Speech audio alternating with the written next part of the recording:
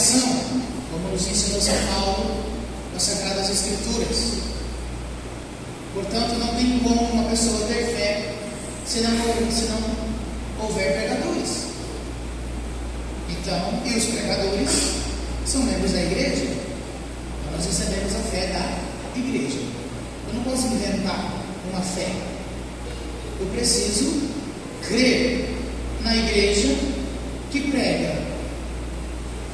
E quando eu recebo a fé da igreja, eu não posso modificar esta fé.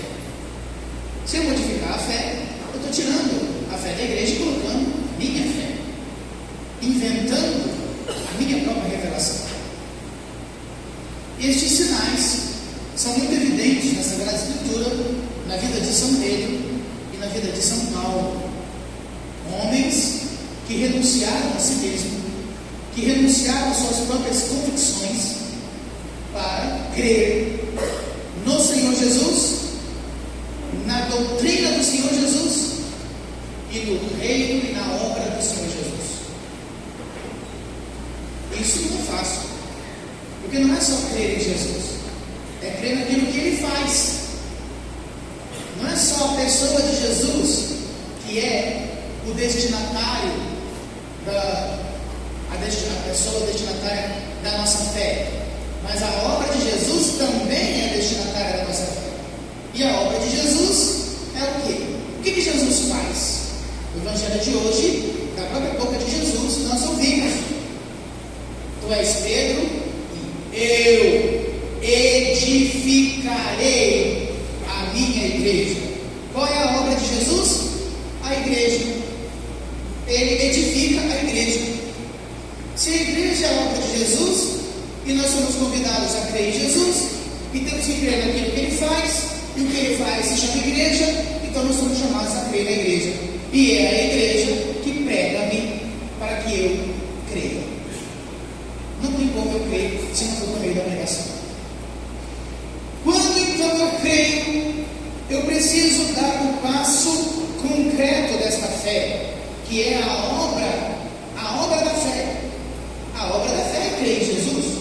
E crer em Jesus significa encarnar, colocar em atos, colocar em rituais, em protocolos, em momentos, em minutos concretos, aquilo que eu creio, nas minhas práticas morais, práticas espirituais, o rito da nossa vida. Temos rito e protocolo para tudo. Tem rito para levantar, cada um tem o seu rito para levantar, rito para escovar o dente, rito para tomar banho, cada um tem um jeito de fazer as coisas. E quem nos conhece os nossos ritos pessoais. O fulano faz essa coisa desse jeito, o ciclano faz essa coisa do outro jeito. Todos esses rituais que nós temos, essas manias, esses costumes, esses hábitos, precisam ser tocados pela fé.